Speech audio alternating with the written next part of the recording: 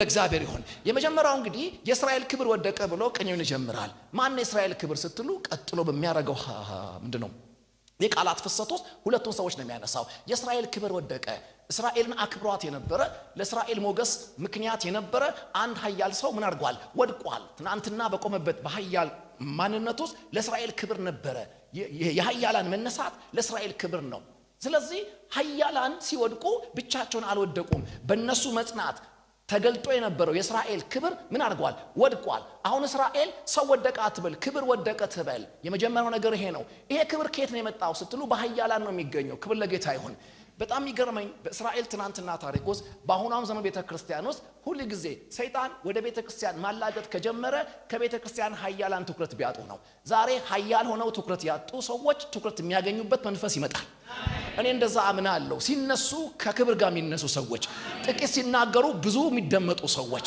ክብር ለእግዚአብሔር ሚዲያውን ይቆጣጣራሉ ምድሪቱን ይቆጣጣራሉ ሲናገሩ አንገት ያስደፉን ሰነፎች ነበሩ አንድ ንፋስ ይመጣል ይወስዳቸዋል አሁን ግን የነሱ መነሳት የቸርች ክብር መነሳት የሚሆንላቸው አሜን ናቸው ወይ እነሱ ሲያወሩ አድማጭ ክርስቶስን የሚያስተውልባቸው የነሱ ኃያል ሆኖ መቀስቀስ ለእስራኤል ለቤተክርስቲያን ሞገስ ምክንያት የሚሆኑ ልጆችን እግዚአብሔር ያስነሳል ምናልባት እዚህ ወንበር ላይ ተቀምጠ ሌላ ይነሳል ብለ እየሰማኸኝ ከሆነ ተሳስተሃል እኔ አንተው ራስ ምን ትሆናለህ ያልኩ ነው ኃያል ሆነ ትነሳለህ ሲነሳለሁ በሉ ክብር ለጌታ ይሁን የእስራኤል ኃያላን ተራ ኃያላን አይደሉም በተለይ የእስራኤል ኃያላን ድንገት አይመጣብም በቅባት ነው የምትቀሰቀሰው ሶስት የኃያል ምንጮች አሉ እስራኤልን ሊያከብራ ሲፈልግ ነቢያቶቿን ነገስታቶቿንና ካህናቶቿን እግዚአብሔር ከሰው መካከል ለይቶ ይቀባቸዋል ይሄ ቅባት ካገኛቸው ቀን ጀምሮ ነጋቸው የተለወጠ ነው የነሱ ፕሬዘንስ የነሱ መናገር የነሱ መነሳት የኃያሉ ሰይፍ ማንሳት እስራኤልን አንድ ቀን ባነሳው ጦር 40 ዓመት አሳረፋት ይላል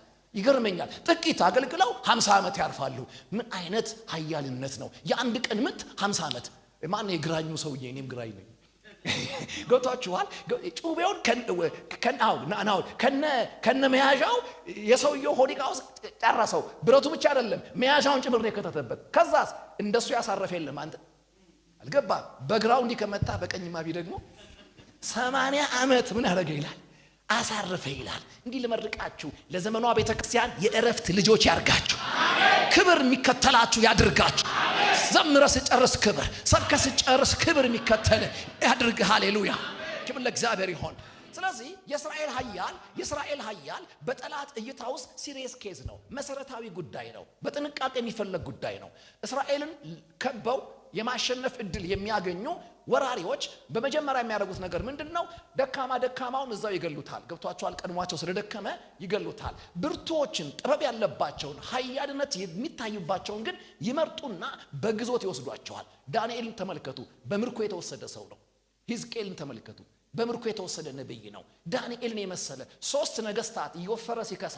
እየቆመ ሲወድቅ ሰውየው ቀጥ ብሎ የቀረስ ጀግና ነው አንበሳ ጉድጓድ ውስጥ ከተማታቆመው ቪዥነሪ ነው ክብር ለእግዚአብሔር ይሁን አይኑን ከጨፈነ እዛ ብሉይ ኪዳን ላይ ያንተን ዘመን ክርስቶስ የሚያይ ነው ገብቷቸዋል ነገረ ስካቶሎጂ ነገረ ፍጻሜን እዛ የነገረ መነሻ ላይ ሆኖ የነገር መዝጊያን የሚያዩ አይኖች ተተከለለት ጀግና ሰው ነው ግን የት ነው ያለው ካልከኝ ምድሩ ላይ አይደለም እስራኤል ላይ አይደለም የጎበዘው ከእስራኤል ርቆ ነው ዛሬ ብዙ ኃያላን ፑልፒት ላይ የሉም ገብቷቸዋል ተስፋ ቆርጠው ደጅን ያሉት እኔ እንደዚህ አምናለሁ ከዚህ በኋላ እቺ ቤተክርስቲያን ጸጋ ይዘው ቁጭ ያሉ ሰዎች የሚቀሰቀሱባት ትሆናለች የሚደመጥ ኖሯቸው ጆሮ ያጡ ሰዎች ክብር ለጌታ ይሁን ይነሳሉ ኃያላን ይነሳሉ ብሎ ክብር ለእግዚአብሔር ይሁን ስለዚህ እነዚህን ኃያላን ጥርግ አድርጎ ነው የሚወስደው እነ ሲድራቅ እነ ሚሳቅ እና አብደናጎ የምትሏቸው ሁሉ በታሪካችን በመጽሐፍ ቅዱስ ላይ ድንቅ ታሪክ ጥለው ያለፉ ጀግኖች ናቸው ግን እስራኤል ውስጥ የሉም ማን ወሰዳቸው ካላችሁ እስራኤላዊ ሆነው ለእስራኤል ክብር እንዳያመጡ እስራኤላዊ ሆነው ለባቢሎን ክብር እንዲያመጡ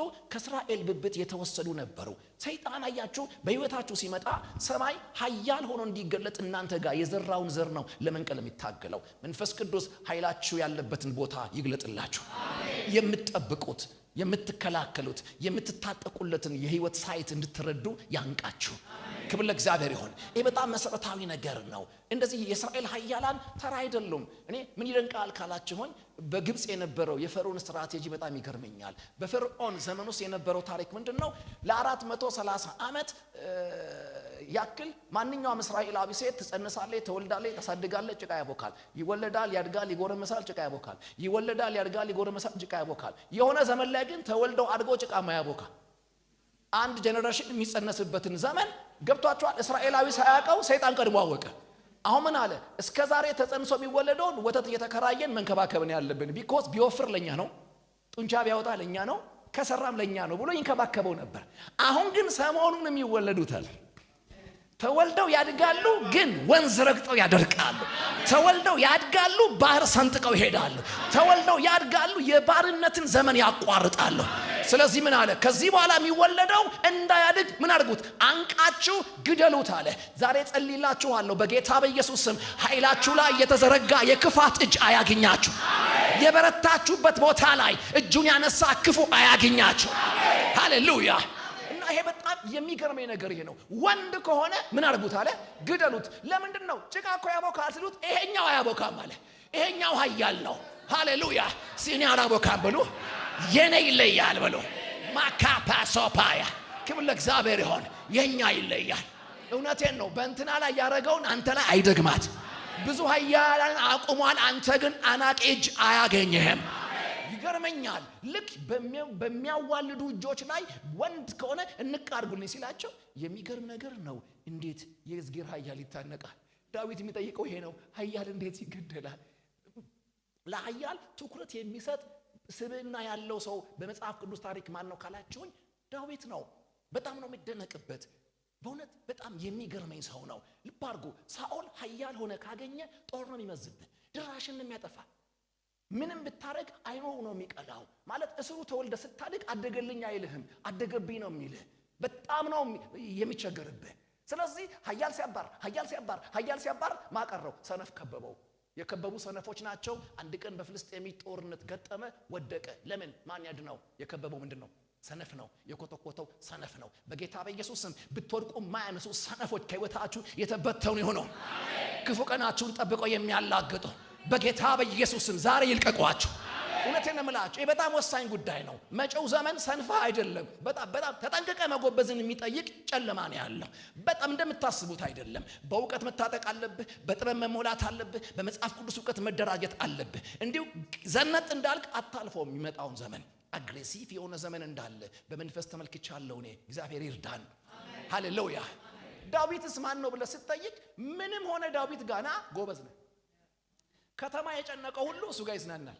አልገባም። ምርጥ ህንፃ መካከል የጨነቀው ሰውዬ ራስ ግን አጥፋ ያለው ሰውዬ ማለት ሁሉ ባረፉበት ከተማ ላይ በእዳ የሚሰደድ ሰው ዳዊት ጋር ከሄደ ተስፋ ይታየዋል።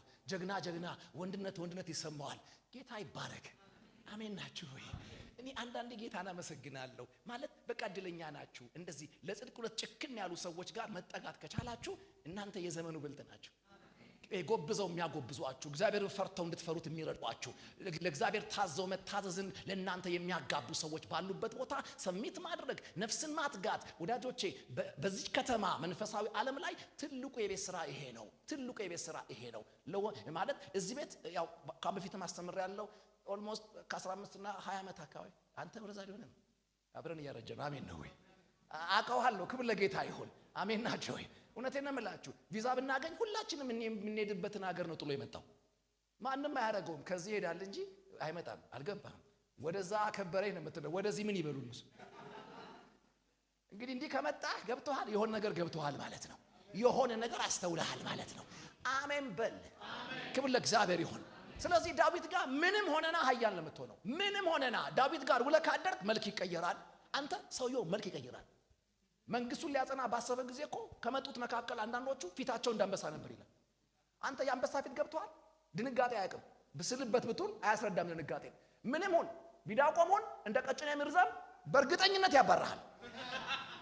ሚካፓሱ ታያዩ አጠገባችሁ ያለው ይሄን መልክ ቀይር በሉት። አሜን ናቸው። ለችግር ለስንፍና አሜን ናቸው። አንበሳ የሆነ ፊት ክብር ለእግዚአብሔር ይሁን። በጣም ያስፈልገናል። እና አንዳንዶቹ ፊታቸው እንዳንበሳ ነው ይላል። የአንበሳ ፊት እንዱ ስታየው ራስ ትፈራለህ። መንቀሳቀስ ይችላል።